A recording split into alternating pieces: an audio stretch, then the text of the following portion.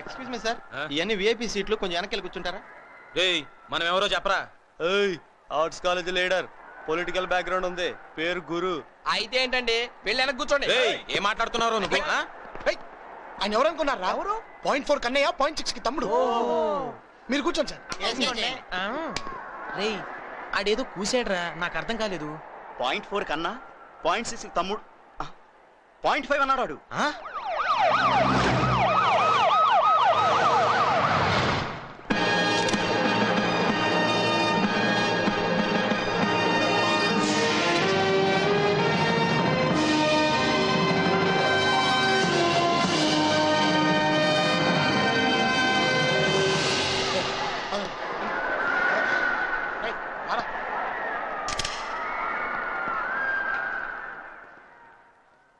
Dear friends, ఈరోజు మన college golden Jubilee ఫంక్షన్కి ముఖ్య అతిథిగా సీఎం గారిని ఎందుకు పిలిచామో మీకు తెలుసా?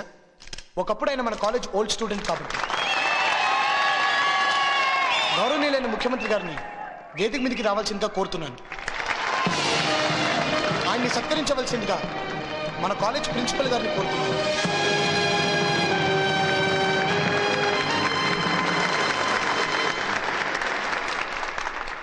అలాగే ఈరోజు గౌరవ అతిథిగా విచ్చేసిన హోమ్ మినిస్టర్ గారిని కూడా వేదిక మీదకి రావాల్సిందిగా కోరుతున్నాను.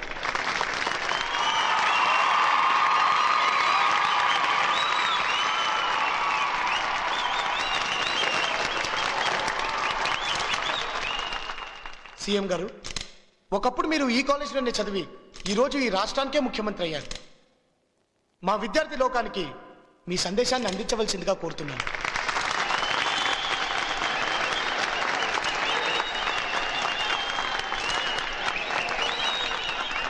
విద్యార్థులందరికీ గోల్డెన్ జూబ్లీ అభినందనలు. సాధారణంగా పొలిటికల్ లీడర్లు మైక్ పట్టుకుంటే వాగ్దానాలు చేస్తూ ఉంటారు. అది చేయటానికి నేను ఇక్కడికి రాలేదు.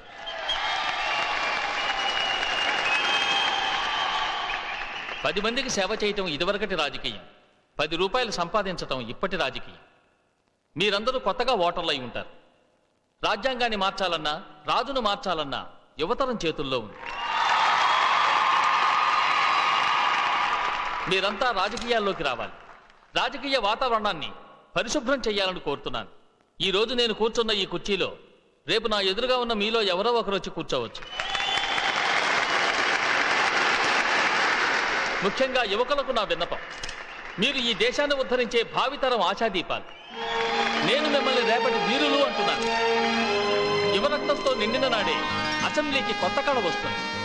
For the people, by the people, to the people అన్నదానికి బదులుగా for the youth, by the youth, to the youth అని అర్థం చేసుకున్న రోజున అందరం బాగుంటాం. జై హింద్.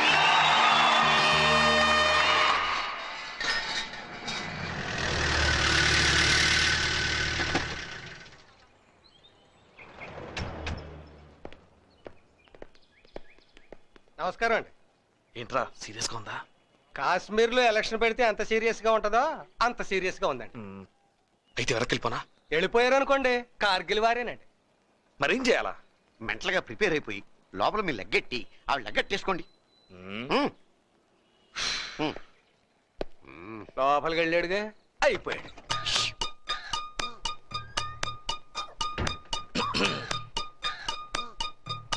తలనొప్పిగా ఉందా? కాదు, ఒళ్ళు మంటగా ఉంది. నీ బాధ నాకు అర్థమైంది. అది పొలిటికల్ స్టేజ్ కాదు మందారం, కాలేజ్ ఫంక్షన్. ఏ కాలేజ్ కుర్రాళ్ళకి నేను పనికిరానా? నా స్పీచ్ పనికిరాదా? నన్నే కనుక స్టేజ్ ఎక్కించుంటే ఊపేసేదాన్ని.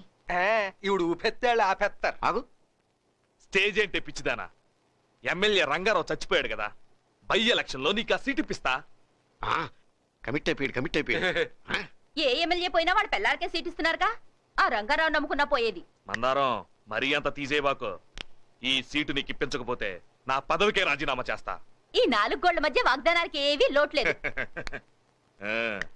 రాజకీయ నాయకులు మోసం చేసేది ఓటర్లు గాని నీలాంటి మ్యాటర్లు కాదే. నమస్కారం సార్. నమస్కారం అండి. నమస్కారం. ఈవిడ మందారం అని సంఘ సేవకురాలు. మన పార్టీ అంటే ప్రాణం. మిమ్మల్ని కలవాలని వచ్చింది. మీ పార్టీలో అవకాశం ఇస్తే నిరూపించుకుంటాను సార్. అలాగే.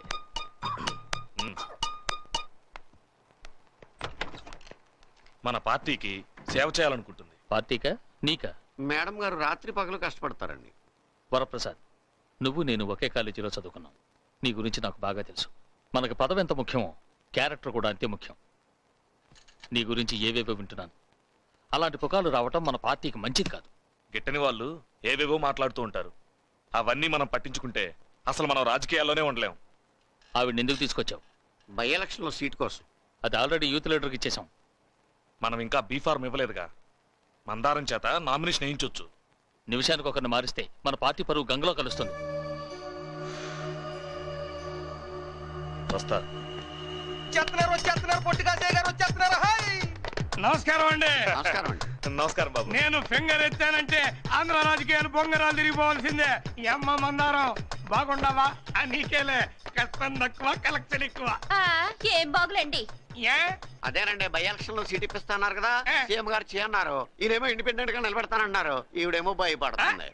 ఎందుకమ్మా భయంనే లేను? ప్రతిపక్ష నాయకుడు నేను ఉన్నాను కదా. ఇప్పుడు మా పార్టీ తరఫున క్యాండిడేట్ ని పెట్టనండి. అమ్మాయిని ఇండిపెండెంట్ గా పెట్టి మా పార్టీ తరఫున సపోర్ట్ చేస్తా. ఓకేనా? ఓకే. హలో, నమస్కారం అండి. ఇప్పుడు ఈసారి బై ఎలక్షన్ లో మన పార్టీ క్యాండిడేట్ ని పెట్టకుండా మందారం అని మంచి సంఘ సేవకురాలు, హై క్లాస్ నుంచి లో క్లాస్ దాకా మంచి ఫేమస్ ఫిగర్, ఆవిడ్ని సపోర్ట్ చేద్దాం అనుకుంటామండి. ఏంటండి, ఆవిడ్ని సపోర్ట్ చేస్తే మనకేంటి లాభమా? నన్ను మాట్లాడమంటారా? ఒక్క నిమిషం. ఆవిడ హోమ్ మినిస్టర్ గారి సంఖలో సంచండి బాబు, ఆయనతోనే మాట్లాడండి. మీ పార్టీ సపోర్ట్ తో మందారాన్ని గెలిపిస్తే మా పార్టీ గవర్నమెంట్ ని నేను పడగొడతా. గ్యారంటీ ఏంటా? ఇది గ్యారెంటీ ఏంటంటారేంటండి బాబు? లేడీస్ లెగ్గెట్టినాక ఎన్ని సర్కాలు కూలిపోలేదు. ఇప్పుడు హిస్టరీ తెలిసిన నన్ను ఇసుకించమాకండి. ఇక్కడ సంగతులు నేను చూసుకుంటాను, అక్కడ సంగతులు మీరు చూసుకోండి. అవి ఉంటా. థ్యాంక్స్ అండి, మీ రుణం ఉంచుకోను. ఏంటమ్మా థ్యాంక్స్ అని దండం పెడతానా? పోనీ ఏం కావాలో చెప్పండి. అమ్మో, అట్లాంటి విషయాల్లోనే కొంచెం ఈకమ్మా. నాదొకటే సిద్ధాంతం, ఇంటి పన్ను ఫ్రీ, బియ్యం free, current free, support free. చెప్పు తీసుకు కొడతా. అది మాత్రం ఫ్రీ కాదు. కాశీ గారు, ఏ? ఆ సంగతి నేను చూసుకుంటా. ఓకే. ఓటుకి ఎంతైనా ఇస్తా. ఏవైనా సరే నా మందారం అసెంబ్లీలో అడుగు పెట్టాల్సిందే. ఓకే.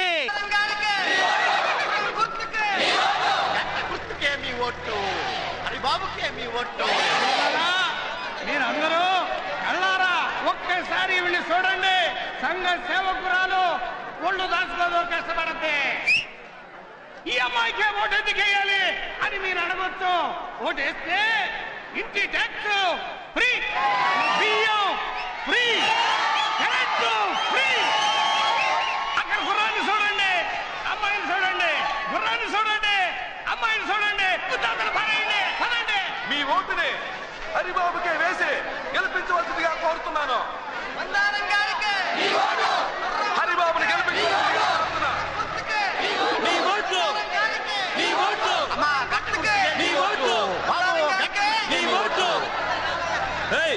ఈ స్ట్రీట్ లో ముందు మేము వచ్చాం, వెనకెళ్ళండి.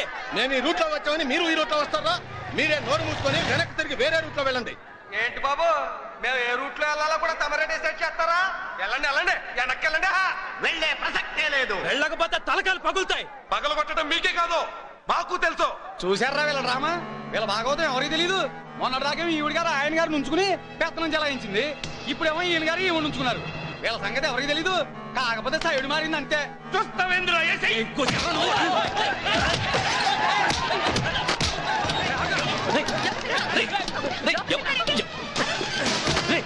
ఎవరా మీరు? మా ఇంటికి వచ్చి గొడవ చేస్తున్నారు. ఎవరు?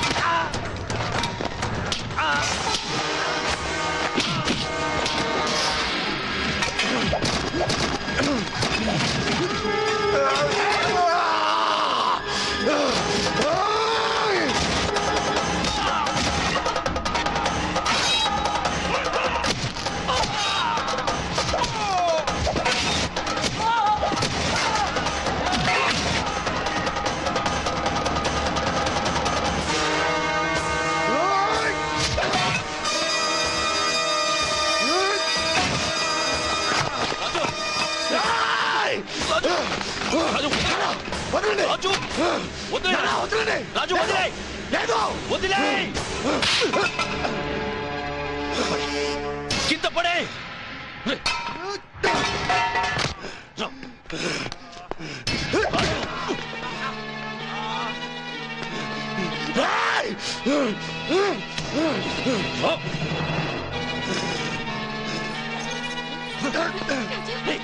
నువ్వు స్టూడెంట్ వా రౌడీవా? కన్న తండ్రి నింటూ దూరి కొడుతుంటే తిరిగి కొట్టేవాడి పేరు రౌడీ నాన్న.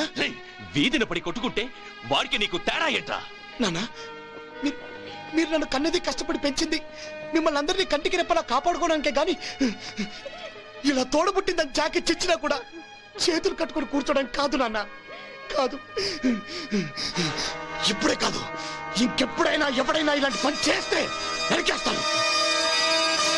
డిఐజీ గారు, ఆ లా కాలేజ్ స్టూడెంట్ లీడర్ ని వెంటనే అరెస్ట్ చేసి కోర్టుకి ఇచ్చండి. సూర్యదేవర నాగరాజు, సూర్యదేవర నాగరాజు, సూర్యదేవర నాగరాజు.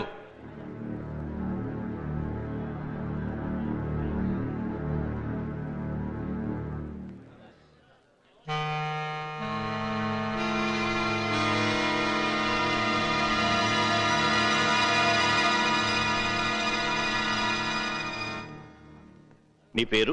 నాగా. ఇప్పుడు నేను పిలిచింది ఆ పేరుతో కాదనుకుంటాను. మా నాన్నగారు నాకు పెట్టిన పేరు నాగరాజు. అందరూ పిలిచే పేరు నేను మీకు చెప్పాను.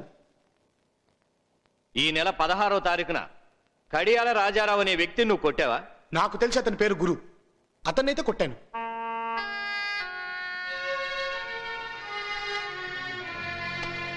కొట్టాను అని ఇంత నిర్భయంగా నిస్సంకోచంగా అంగీకరించాక ఇంకా విచారణ ఎందుకు? ఇతనికి శిక్ష విధించండి యువర్ ఆనర్. సార్ ప్రాసిక్యూటర్ గారు, నేరానికి శిక్ష ఉంటుంది. అది నేరమో కాదో విచారించక ముందే శిక్ష విధించమంటారేంటి సార్? రాజకీయ పార్టీ కార్యకర్తలు ఘర్షణ పడి మీ ఇంట్లో దూరి మిమ్మల్ని బాత్తే మీరేం చేస్తారు సార్? చేతులు కట్టుకుని వాళ్ళకి నమస్కరిస్తారా?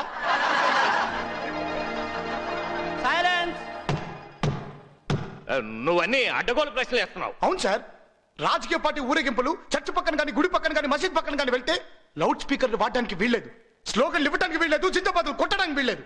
కానీ మన ఇళ్ళ దగ్గర మాత్రం చెవులు పగిలిపెట్టట్టు అనవచ్చు. ఆమె కరెక్ట్? ఏమిటి సార్ ఈ అన్యాయం? రాజకీయ నాయకుల వీరావేశానికి అనారోగ్యంగా ఉండేవాడి గుండె ఆగిపోయినా, కోపం వచ్చే వాడిని బాధినా, నోటికొచ్చిందలా అరిచినా మేము సహించాలా? రాజకీయాలంటే నీకు అసహ్యమా? అభిమానం సార్. ప్రజలే నా దేవుళ్ళు, సమాజమే నా దేవాలయం, ప్రజల కోసమే నేను బ్రతుకుతున్నానన్న మహానుభావులకు చేతులెత్తి నేను నమస్కరిస్తున్నాను. కానీ సారా ప్యాకెట్లు పంచి బిర్యానీ పొట్లాలు ఇచ్చి ఎలక్షన్ రోజున చేతిలో 100 రూపాయలు పెట్టేవాళ్ళంటే నాకు అసహ్యం సార్.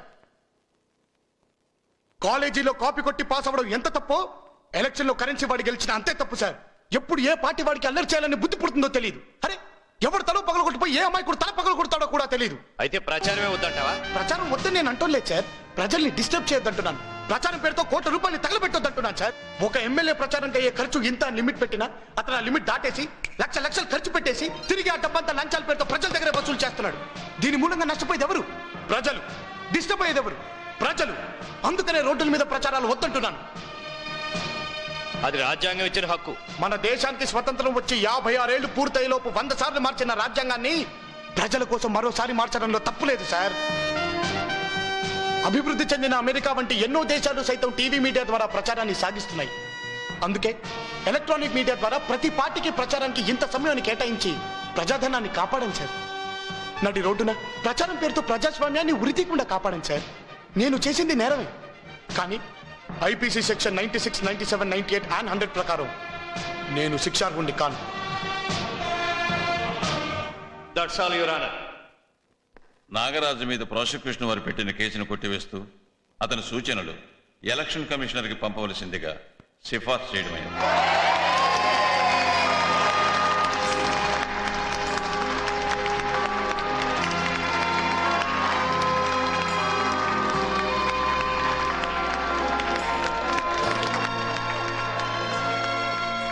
నీ కొడుకు సామాన్యుడు కదయ్యా, భవిష్యత్తులో చాలా గొప్పవాడవుతాడు.